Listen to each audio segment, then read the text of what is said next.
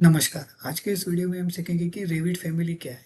तो कई बार ऐसा होता है कि जब हम इंटरव्यू में जाते हैं तो हमें पूछते हैं कि रेविट फैमिली क्या है, types of Revit family, types of categories. तो रेविट फैमिली क्या है, तो मॉडलिंग के टाइम पे हम जो कुछ भी एलिमेंट्स यूज करते हैं जैसे कि डोर, विंडोज वगैरह हो गया, उसको रेविट फैमिली कहते हैं।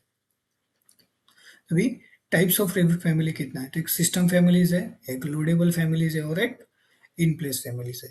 अभी सिस्टम फैमिलीज क्या है कि मॉडलिंग के टाइम पे हम जो वॉल बनाते हैं, फ्लोर बनाते हैं, लेवल्स बनाते हैं, ग्रिड बनाते हैं, सीलिंग बनाते हैं, तो ये जितने भी टाइप की फैमिलीज है वो सिस्टम फैमिलीज में आता है। क्योंकि उसकी हम प्रोफाइल वगैरह एडिट कर सकते हैं, बट उसको हम अलग से विंडोज वगैरह ओपन करके उसको कस्टमाइजेशन करके उसके अंदर मटेरियल वगैरह असाइन करके रीलोड वगैरह प्रोजेक्ट के अंदर नहीं कर सकते। उसको हम सिर्फ प्रोफाइल वगैरह एडिट कर सकते हैं। तो ये टाइप की जो भी फैमिली है उसको सिस्टम फैमिलीज कहते हैं। तो अभी लोडेबल फैमिलीज क्या है, तो लोडेबल फैमिलीज जैसे कि डोर हो गया, विंडो हो गया, लाइटिंग फिक्चर्स हो गया, प्लम्बिंग फिक्चर्स हो गया, इक्विपमेंट्स हो गया, वो सब लोडेड फैमिली में आता है। जैसे कि वो फैमिली को हम एडिट वगैरह करके उसको कस्टमाइजेशन करके प्रोजेक्ट में रीलोड कर सकते हैं। कोई भी फैमिली इसको हम प्रोजेक्ट के अंदर इंसर्ट कर सकते हैं, उसे लोडेड फैमिली कहते हैं। अभी इन प्लेस फैमिली क्या है, जैसे कि मॉडलिंग के टाइम पे कई बार हमें कस्टम फैमिलीज वगैरह यूनिक टाइप की फैमिलीज हमें बनानी होती है, तो हम क्या करते हैं, मूवी सी मॉडल के अंदर हम वो फैमिलीज बनाते हैं, तो उसको कस्टमाइजेशन वगैरह करते हैं। तो इस टाइप की जो फैमिली है उसको इन प्लेस फैमिली बोलते हैं, जो प्रोजेक्ट के अंदर ही हम उसको मॉडिफाई कर सकते हैं। इस टाइप की फैमिलीज को इन प्लेस फैमिली कही जाती है। आइए अभी हम देखते हैं कि वो रेविट में कैसे वर्क करती है। अब ये देखिए, ये जो 3D मॉडल में यहाँ पर ये जो वॉल वगैरह मॉडल किया है, तो ये जो वॉल है वो सिस्टम फैमिली से, क्योंकि उसका हम प्रोफाइल वगैरह यहाँ पर एडिट कर सकते हैं। सेम उसी तरीके से अगर जो हम देखेंगे तो यहाँ पर फ्लोर बना है, तो फ्लोर को देखिए हम उसका बाउंड्री वगैरह एडिट वगैरह कर सकते हैं, बट उसको अलग से कस्टमाइजेशन करके फिर से प्रोजेक्ट के अंदर लोड वगैरह नहीं कर सकते। तो इस टाइप की जो फैमिलीज है उसको सिस्टम फैमिलीज कहते हैं। अभी दूसरा है लोडेबल फैमिलीज, जैसे कि यहाँ पर विंडोज वगैरह बनाया हुआ है, तो ये जो फैमिलीज है उसको हम एडिट वगैरह कर सकते हैं। एडिट करने के बाद उसको यहाँ पर कस्टमाइजेशन कर सकते हैं, फिर से प्रोजेक्ट के अंदर हम उसको रिलोड कर सकते हैं। तो इस टाइप की जो फैमिलीज है उसको लोडेबल फैमिलीज कहते हैं। और इन प्लेस फैमिली किसे कहते हैं, जैसे कि जो फैमिलीज है उसको हमने प्रोजेक्ट के अंदर ही बनाया है, उसको एडिट इन प्लेस करके उसको कस्टमाइज वगैरह हम प्रोजेक्ट के अंदर ही कर सकते हैं।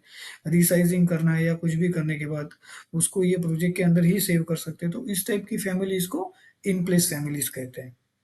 अभी हम देखेंगे कि टाइप्स ऑफ कैटेगरीज कितनी है। तो तीन टाइप की कैटेगरीज रहती है, एक मॉडल कैटेगरीज, दूसरा एनोटेशन कैटेगरी और तीसरा डिटेल आइटम कैटेगरीज। अभी मॉडल कैटेगरी क्या है कि जो मॉडलिंग के टाइम पे door, window, column, beam, furniture वगैरह जो कुछ भी यूज किया हुआ है वो मॉडल कैटेगरीज में आता है। उसके बाद एनोटेशन कैटेगरी, जैसे कि हम फ्लोर के अंदर टैग देते हैं, डायमेंशन देते हैं, टैक्स वगैरह देते हैं, सिंबल्स वगैरह देते हैं, तो वो सब एनोटेशन कैटेगरी में आता है।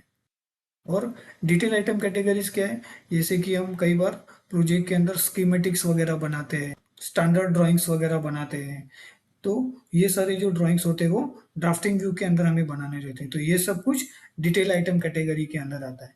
तो आइए अभी हम रिविट में देखते हैं कि वो कैसे वर्क करता है। अभी मॉडल कैटेगरी क्या है, तो मॉडल के अंदर जो हम फैमिलीज वगैरह बनाते हैं उसको एक कैटेगरी असाइन की जाती है।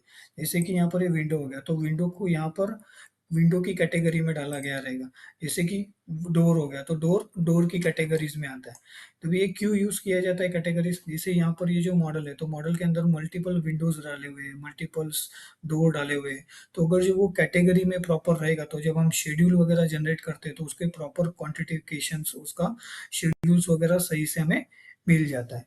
तो ये कैटेगरी कैसे वर्क करता है, जैसे कि ये देखिए यहाँ पर मैंने डक्टिंग किया हुआ है, तो मुझे ये फिटिंग्स जो है वो कौन सी कैटेगरी में कैसे पता चलेगा, वो डक्ट फिटिंग की कैटेगरी में।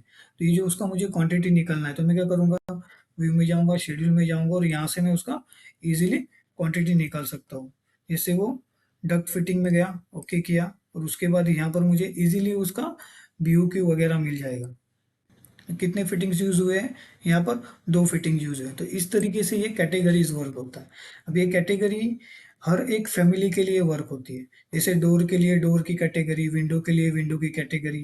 अभी देखिए जो विंडो है उसको मैंने सिलेक्ट किया, सिलेक्ट करने के बाद अगर जो एडिट करूंगा तो यहाँ पर कैटेगरी में जाएंगे तो देखिए यहाँ पर मल्टीपल कैटेगरीज दी हुई है।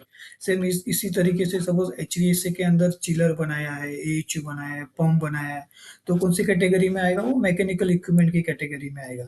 अभी जैसे एयर टर्मिनल है, हिपा फिल्टर है, वो सब कौन सी कैटेगरी में आएगा, एयर टर्मिनल की कैटेगरी में आएगा।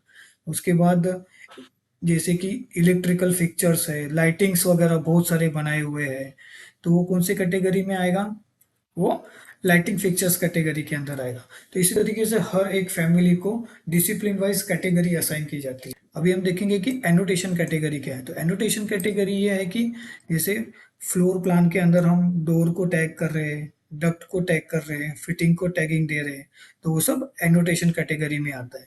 जैसे यहाँ पर डोर को हमने एक टैग दिया हुआ है, तो ये कौन से कैटेगरी में आएगा, डोर के टैग के कैटेगरी में आएगा। अभी देखिए जैसे फैमिली को एडिट किया, तो यहाँ पर हम कैटेगरी में जाएंगे तो देखिए हर एक फैमिली के लिए अलग कैटेगरी है। जैसे डक फिटिंग के टैग के लिए अलग कैटेगरी है, उसके बाद वॉल के टैग के लिए अलग कैटेगरी है, ये देखिए। फिर जैसे डोर हो गया तो डोर के टैग के लिए अलग कैटेगरी रहेगा। तो इसी तरीके से हर एक फैमिली के लिए अलग कैटेगरी दी हुई है। फ्लोर को हम टैगिंग वगैरह करते हैं, डक्ट को टैगिंग वगैरह करते हैं, तो ये जो भी एनोटेशन वगैरह करते हैं, डायमेंशन वगैरह देता है, वो एनोटेशन कैटेगरी में आता है।